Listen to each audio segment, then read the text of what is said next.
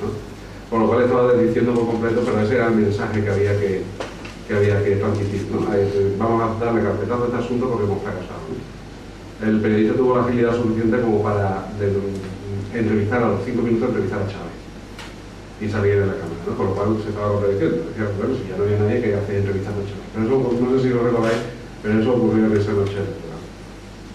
Bien, pues ese estatuto del año 2007 no supone ningún avance con respecto a lo que había hasta aquel momento, porque lo que viene a poner blanco sobre negro, como se suele decir, lo que viene a poner sobre el papel, pues las competencias que ya se venían ejerciendo en Andalucía. Bueno, está lo simbólico, está decir, bueno, pues ya figura en una ley orgánica, ya nadie me lo puede quitar. Ahí aparecen una serie de competencias compartidas, competencias exclusivas, pero bueno, no supone, para lo que de política educativa se refiere, el estatuto del año 2007 no supuso ningún avance. Solo, como digo, confirmar lo que se tenía hasta ese momento. Entrando ya en lo que serían los datos de nuestro sistema educativo, hemos visto, por tanto, primer dato que yo creo que es importante, es decir, tenemos el poder, ahí existe un poder andaluz en lo que a educación se refiere, para la gestión de ese sistema educativo. Es la Consejería de Educación la que se dedica a la gestión de ese sistema educativo. Otra cosa son las obediencias y las líneas políticas, de las que hablaremos ahora, de las líneas que marcan su actuación, pero ese poder está ahí. Ese poder está ahí. El estatuto, bueno, podría ser mucho más amplio, eso está claro, ¿no? De hecho, el estatuto catalán, pues casi, por ejemplo, en lo que a Cataluña se refiere, pues casi se declara casi soberano en lo que a educación se refiere. Pero bueno, en lo que a Andalucía, el Estatuto de Andalucía, pues es un estatuto que dota de muchas competencias al sistema educativo andaluz, al gobierno andaluz. Ya sería el primer dato. Vamos a ver el segundo dato como una especie como de análisis a través de unas pocas cifras. No os voy a poner abrumados ahora con cuadros y con estadísticas y tal, pero sí son necesarios para situarnos, ¿no? Para saber en qué situación nos encontramos en estos momentos en Andalucía con respecto a España, en lo que a las cifras más relevantes en educación se refiere. Una de las características más importantes desde mi punto de vista, más importante del sistema educativo andaluz es la fortaleza, la presencia cuantitativa del sistema educativo público.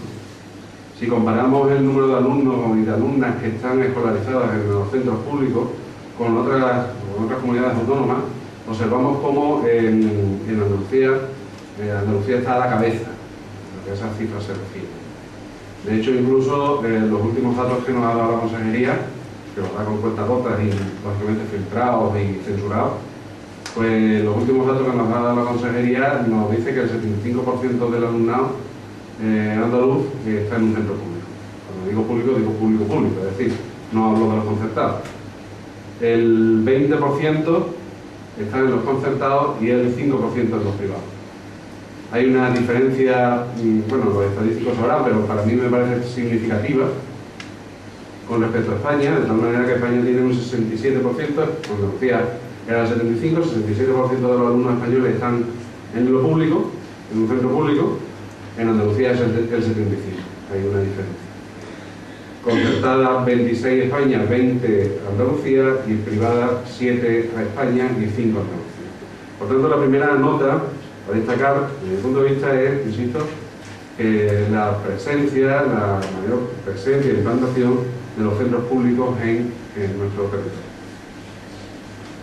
La segunda característica, pues Andalucía está empezando a recuperar estudiantes, número de estudiantes, lo cual está generando un problema a la consejería. Como todos sabemos, pues durante muchos años el número de alumnos y de alumnas que entraban en nuestro sistema educativo descendía, iba descendiendo. Por lo cual la consejería se podía permitir el lujo de que con el mismo presupuesto, pues por ejemplo, ampliar el número de la escolarización en educación infantil, de 4, 5 y 3, 4, 5 años. Hemos sido de los últimos en escolarizar a los niños de 3 años, pero de los últimos. Llevamos un retraso de aproximadamente 10 años con relación a, por ejemplo, el País Vasco. Cuando aquí se empieza a escolarizar a los niños de 3 años, en el País Vasco ya hacía años que ya tenían el 100% escolarizados. Eso ha sido sin duda fruto debido a que el número de alumnos ha descendido. Se tienen que cerrar unidades, no tienes que contratar a tanto profesorado, porque simplemente no tienes, permitidme que hable en términos puramente mercantilistas o economistas, si no tienes clientes, pues tienes que cerrar aulas, tienes que cerrar unidades, ¿no? Por lo tanto, con ese mismo presupuesto te puedes permitir el lujo pues, de hacer otras cosas, ¿no? Pues, por ejemplo, abrir unidades de educación infantil. Sin embargo, esa tendencia ha desaparecido. Un par de años para acá, pues el número de alumnos que se incorporan al sistema educativo andaluz está aumentando. Además, lo está haciendo de una forma importante y eso está generando un problema en la consejería. Hemos pasado de dotar de mobiliario, de material escolar, de gratuidad, de libros de texto, de actividades extraescolares, de que la comida esté caliente para los niños en los comedores. Hemos pasado de eso a tener que abrir colegios o meterlos en barracones o en caracolas, como se dice también, depende del sitio donde se muevan.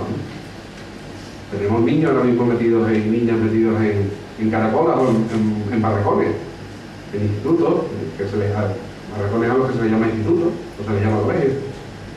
Nosotros ahí en Málaga hay una, perdonad la referencia localista, pero en la Costa del Sol es un claro ejemplo de cómo la población escolar se ha disparado, en número me refiero, y la consejería está ahí a duras penas intentando crear el número de plazas suficiente. De hecho, los tenemos ahí metidos en barracones. Ejemplos hay en todos los territorios andaluces. ¿Por qué? Pues porque ha cambiado la dinámica.